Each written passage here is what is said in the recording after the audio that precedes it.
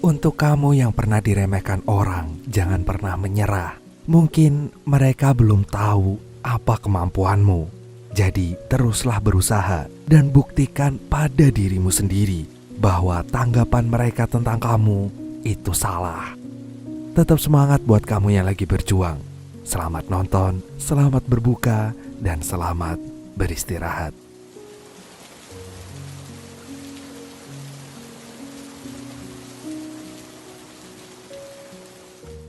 Baik, sebelum nonton, Bang Bejo mau bilang kalau film ini tuh berlatar belakang tentang keuangan dan perbankan Amerika. Jadi ada beberapa istilah bank dan keuangan yang mungkin kurang umum buat orang awam. Tapi tenang aja karena Bang Bejo akan sebisa mungkin menceritakannya dengan bahasa yang lebih mudah dimengerti.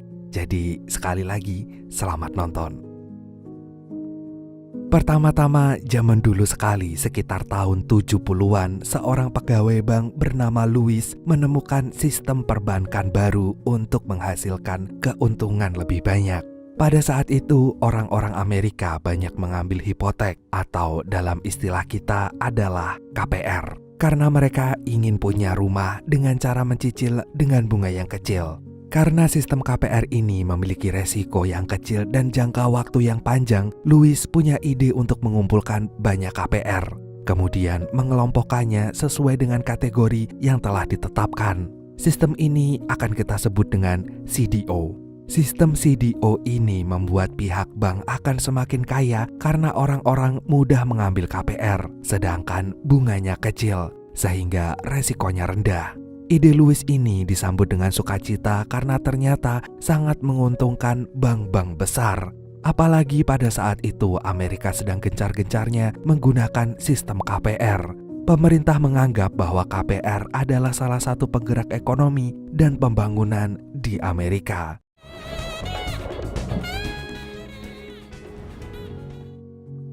Bertahun-tahun kemudian, sistem CDO ini mulai menunjukkan dampak negatifnya. Seorang manajer perusahaan trading bernama Michael Burry menemukan kejanggalan dalam sistem KPR yang tentu saja berdampak dengan CDO. Michael menemukan banyak cicilan KPR yang terlambat, sehingga dia membuat prediksi bahwa sistem kredit ini suatu saat nanti akan berhenti. Dan jika betulan berhenti, maka sistem CDO akan kolab atau hancur. Bahkan lembaga-lembaga keuangan seperti bank juga akan bangkrut. Oleh karena itu, Michael memiliki sebuah ide untuk menanggulangi resiko dari CDO, yaitu swaps. Swaps adalah sistem baru yang khusus diminta oleh Michael untuk membeli surat-surat berharga dari bank, seperti jual beli saham. Michael menggagas sistem ini karena ia memperkirakan adanya penurunan harga properti akibat cicilan KPR yang berhenti. Maka dari itu, meskipun ide ini terdengar aneh, Michael tetap menjalankannya. Ia meminta karyawannya untuk memeriksa investasi dari setiap surat utang jangka panjang atau yang akan kita sebut dengan obligasi untuk memulai sistem swapnya. Setelah menyuruh karyawannya itu, Michael kembali memperdalam dan mengumpulkan data-data yang dia peroleh. Saat itu dia menemukan banyak orang terlambat membayar cicilan KPR, sehingga dia yakin bahwa prediksinya semakin benar. Michael akhirnya menelpon kliennya yang bernama Lawrence dan mengatakan bahwa bisnis properti akan runtuh. Dan oleh sebab itu, Michael pun menawarkan sistem swaps yang langsung ditolak mentah-mentah oleh Lawrence. Klien Michael itu justru menganggap Michael sudah gila. Karena saat ini bisnis properti justru sedang kuat-kuatnya. Selain itu, sistem swaps juga masih sangat baru. Lawrence justru menyarankan agar Michael lebih fokus pada bidang jual beli saham, seperti yang selama ini ia lakukan. Akan tetapi, walaupun idenya ditolak, Michael akan teguh mewujudkan idenya. Dia bahkan menghubungi pihak bank untuk membuat swaps. Dan gak lama kemudian Michael pun mendatangi beberapa bank. Yang pertama, dia memasuki salah satu bank terbesar di Amerika. Michael mengatakan bahwa ia akan berinvestasi di pasar properti, namun melalui surat utang atau obligasi. Seketika itu juga pihak bank menganggap Michael bodoh karena berinvestasi melalui obligasi. Karena secara tidak langsung Mikhail menganggap bahwa bank tidak akan lama berada dalam pasar properti sebagai penyedia KPR. Dengan kata lain, Mikhail memprediksi jika bank akan segera bangkrut. Namun Mikhail tampaknya nggak peduli dengan pendapat para pegawai itu. Ia yakin dengan pendiriannya sampai akhirnya mereka sepakat. Hal itu berarti Mikhail akan membayar jaminan kredit KPR tiap bulannya sebagai bentuk investasi. Setelah sama-sama setuju, Mikhail pun berkeliling dan mendatangi beberapa bank lagi untuk melakukan hal yang sama. Is there any way to do 200 million? Setelah melakukan transaksi swap secara besar-besaran, Lawrence kembali menghubungi Mikhail dan dengan jelas menyatakan ketidaksukaannya. Apalagi Mikhail memberi swaps dengan uang yang sedang berputar di kantornya. Seandainya prediksi Mikhail tidak terbukti, dampaknya akan semakin terasa bagi klien perusahaan. Dan itu justru membuat perusahaan Mikhail rugi besar. Karena jika disimpulkan secara singkat, Mikhail membayar sesuatu untuk sesuatu yang belum atau bahkan tidak mungkin terjadi. Lawrence menganggap hal itu hanyalah hal yang sia-sia dan merupakan strategi investasi yang sangat bodoh. Sistem baru swap dari Mikhail ini akhirnya menjadi perbincangan hangat di antara para karyawan bank. Mereka membicarakan swap karena sistem ini membuat bank untung besar. Berita ini pun akhirnya sampai ke telinga Jared Venet, seorang pegawai bank yang tidak menyukai sistem bank itu sendiri. Namun saat dia melihat karyawan bank lain terlihat sangat gembira dengan sistem swap ini, dia jadi penasaran. Venet pun mempelajarinya dan akhirnya tahu kenapa sistem swap ini diciptakan oleh Mikhail. Venet pun mulai mempromosikan diri sebagai short seller atau penjual kosong. Dalam istilah keuangan, jual kosong berarti membeli saham dengan status pinjaman. Dan short seller ini baru memperoleh keuntungan jika harga saham tersebut turun. Di sini, Venet menawarkan diri sebagai short seller berdasarkan perhitungan Mikhail yang memperkirakan jika harga properti akan turun karena orang-orang tidak mampu membayar cicilan rumahnya. Ia memberi tawaran ini kepada Mark Baum, seorang akuntan yang terkenal temperamen dan tidak percaya pada siapapun. Makanya karena saat itu pasar properti sedang bagus-bagusnya, Mark tidak mempercayai penjelasan Venet. Akan tetapi bukannya sedih, Venet memaklumi hal itu karena ia juga telah mendapat beberapa kali penolakan dari beberapa orang. Mereka tidak ada yang percaya jika saham properti akan turun begitu saja. Padahal seandainya harga properti benar-benar turun, dampaknya akan sangat besar. Perekonomian Amerika bahkan dunia akan ikut hancur. Dan oleh karena itu, Venet menawarkan swaps agar mereka tidak ikut terkena krisis ekonomi. Triple B's, zero. Akan tetapi, Mark Baum adalah orang yang pintar dan teliti. Sejak kecil, dia sering mempelajari sesuatu sampai menemukan kesalahan yang membuatnya terus bertanya sampai mendapat jawaban. Hingga dewasa, dia tidak pernah percaya pada apapun sampai dia bisa membuktikannya sendiri. Oleh karena itu, Mark tidak segera menerima tawaran Venet. Ia meminta karyawannya itu untuk melakukan perhitungan sendiri dan mencari tahu apakah penjelasan Venet tadi sesuai dengan fakta yang ada. Dan keesokan harinya, anak buah Mark mendatangi salah satu komplek perumahan. Dan ternyata mereka menemukan sebuah fakta mengejutkan, bahwa rumah-rumah itu banyak yang telah dijual lagi karena pemiliknya tidak mampu membayar KPR. Seandainya ada orang yang menghuni rumah tersebut, mereka pun sudah terlambat dalam membayar cicilan. Sejauh ini perhitungan Venet pun terbukti benar. Setelah menemukan fakta itu, esok harinya Mark menemukan seseorang dan pura-pura akan membeli rumah. Orang itu pun menerangkan bahwa ada banyak rumah kosong yang akan dijual karena sebagian besar dari mereka tidak mampu membayar cicilan. Mark pun jadi penasaran kenapa hal ini bisa terjadi, dan oleh karena itu Mark ingin bertemu dengan maklar di bidang perumahan dan properti ini. Beberapa saat kemudian, Mark dan anak-anak buahnya berhasil bertemu dengan maklar itu. Mereka awalnya ngobrol dengan santai dan para maklar itu dengan bangga bisa meraih kekayaan dalam waktu singkat. Dalam bisnis ini, mereka juga bercerita bahwa bisnis KPR ini menyasar para imigran yang ingin memiliki rumah di Amerika. Para imigran itu banyak yang tidak mengerti tentang bisnis dan keuangan. Mereka hanya ingin terima beres dan punya rumah. Seandainya mereka ingin membeli rumah dengan pinjaman, para maklar ini bisa melobi pihak bank agar memberi pinjaman dengan syarat yang mudah. I don't get it. Why are they confessing? They're not confessing. They're bragging. Akhirnya setelah mendengar penjelasan itu, Mark pun menyimpulkan seandainya hal ini terjadi terus-menerus, maka harga properti akan turun dengan sendirinya. Beberapa saat kemudian, Mark pun menelpon orang kepercayaannya dan berkata bahwa penjelasan Venet mungkin terbukti benar. Oleh karena itu, ia memutuskan untuk membeli swap sebagai investasi mereka dalam mengantisipasi penurunan harga properti. Setelah mendapat telepon dari bosnya, orang kepercayaan Mark ini pun menelpon Venet. Namun ia tidak menyetujui begitu saja. Ia meminta penjelasan sampai Venet mengibaratkan bisnis mereka seperti es krim. Jika Venet hanya mendapat topping sebagai short seller, maka Mark dan kawan-kawannya akan mendapat es krim sebagai pemiliknya. Melalui perumpamaan itu, anak buah Mark ini pun baru meneruskan pesan atasannya untuk membeli swap melalui Venet.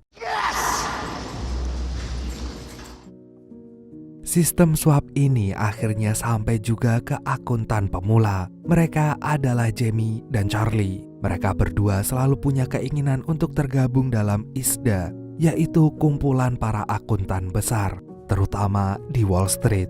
Sayangnya, Ben dan Jamie masih terlalu kecil untuk bergabung ke sana. Jika mereka baru memutar modal sekitar 30 juta dolar, orang-orang di ISDA sudah memutar uang minimal 1,4 miliar dolar.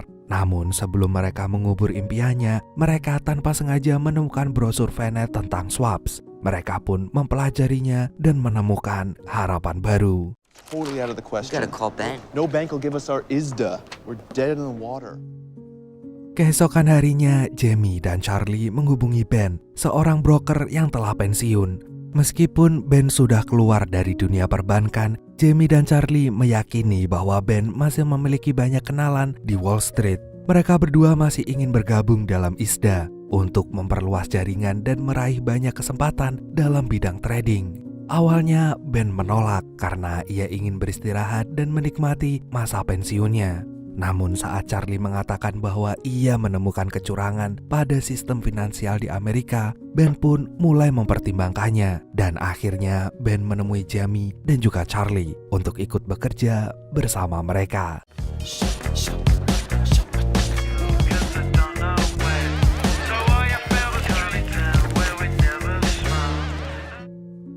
Satu tahun kemudian, prediksi Mikhail ternyata belum terbukti. Meskipun media telah melaporkan bahwa banyak kredit rumah yang macet, ternyata harga properti masih sangat tinggi.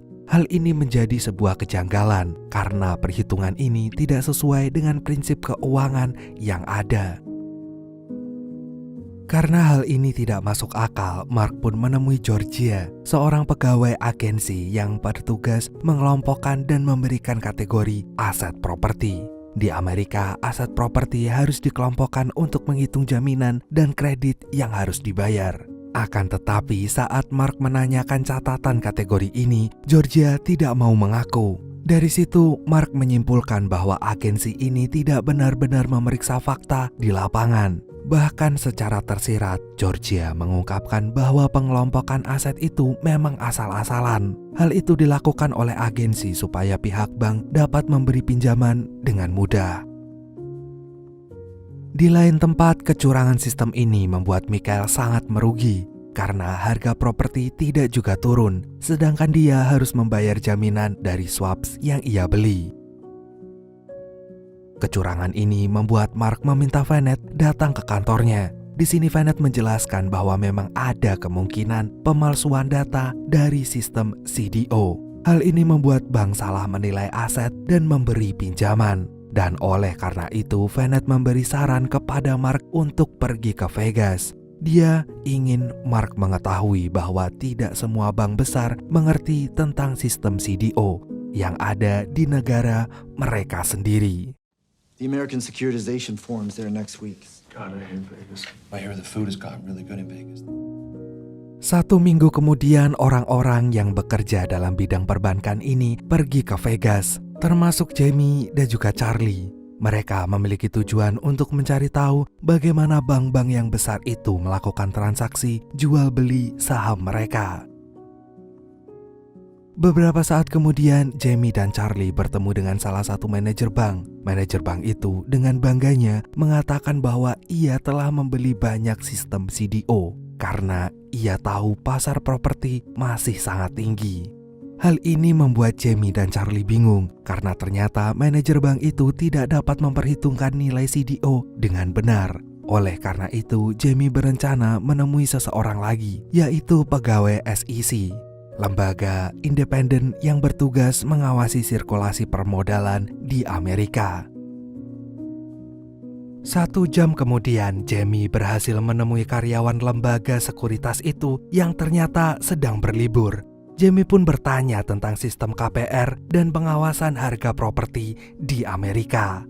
Setelah mendengar pernyataan Jamie, perempuan itu pun menjawab dengan jujur bahwa selama ini kantornya tidak melakukan pengawasan dengan benar. Mereka cenderung mempermudah bank untuk memberi pinjaman tanpa memperhitungkan jaminan yang digunakan. Dari situ jugalah yang membuat pengelompokan nilai aset di Amerika jadi berantakan.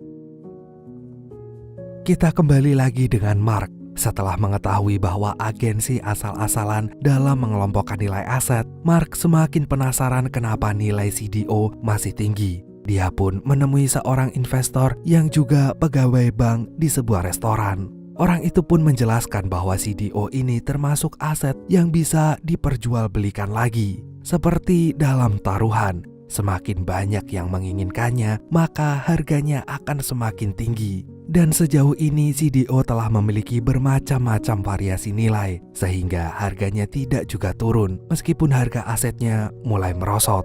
Padahal sekali saja CDO ini terlihat merugi, maka dampaknya menjadi sangat luas. Mark bahkan memperhitungkan bahwa pengaruhnya tidak hanya di Amerika, namun juga dunia.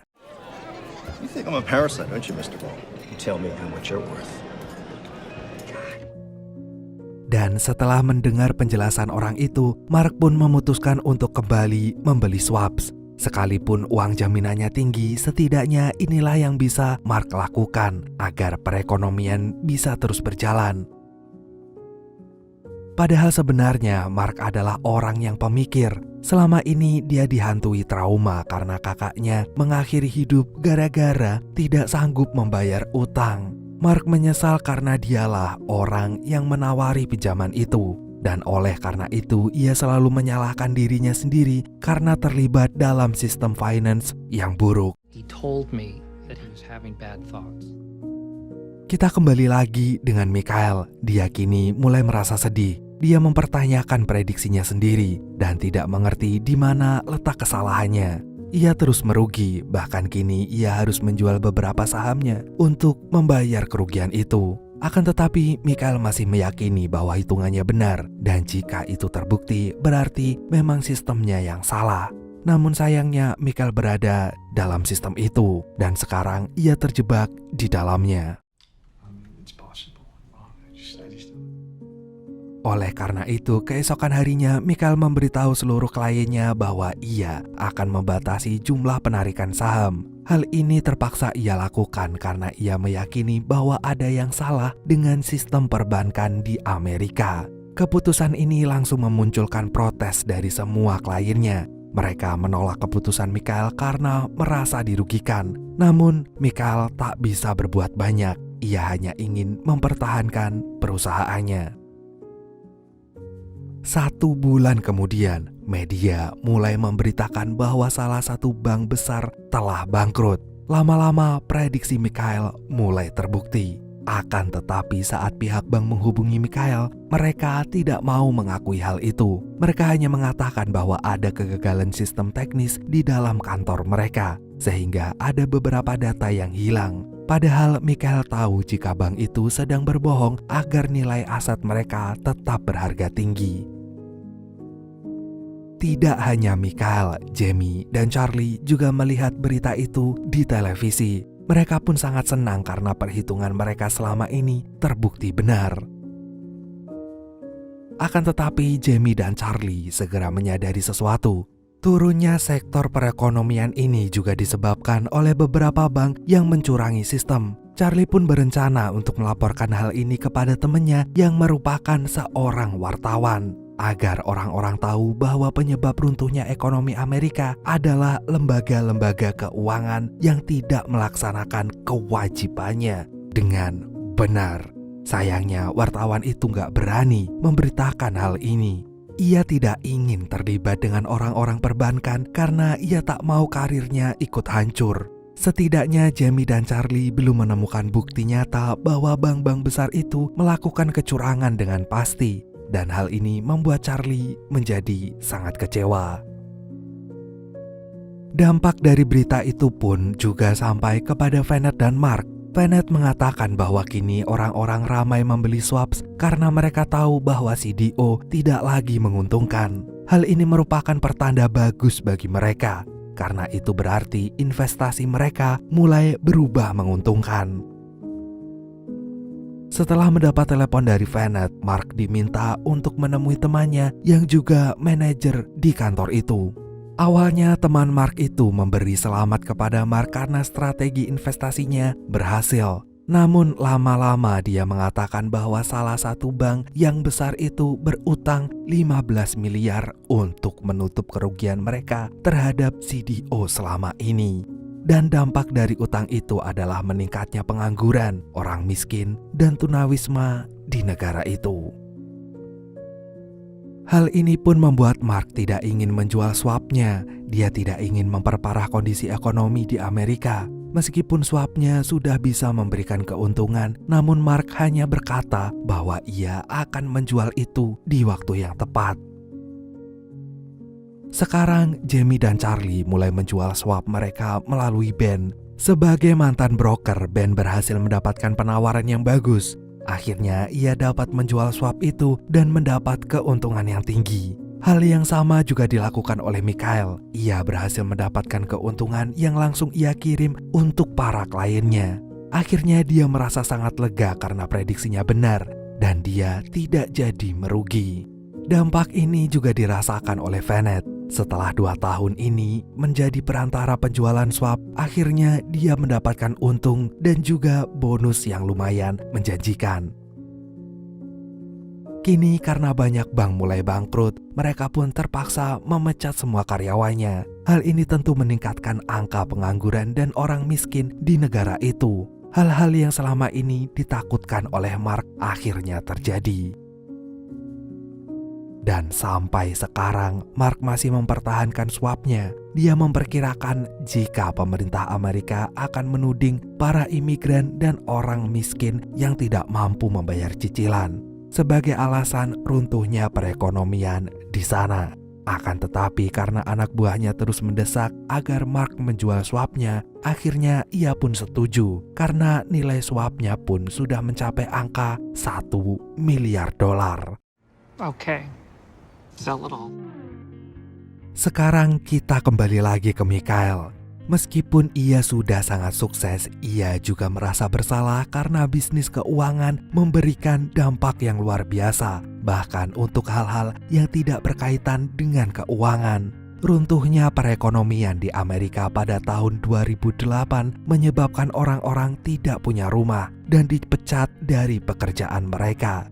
Sedangkan dirinya, ia malah berhasil meraup keuntungan sebanyak $2,6 miliar atau setara dengan 38,6 triliun rupiah. Dan oleh karena itu, Michael pun memutuskan untuk menutup perusahaannya. It's gonna make you not blue.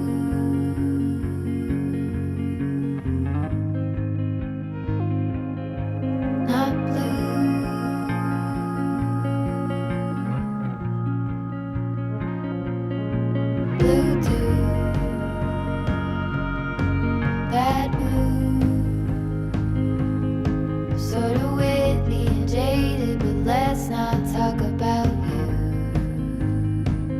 your coyote song.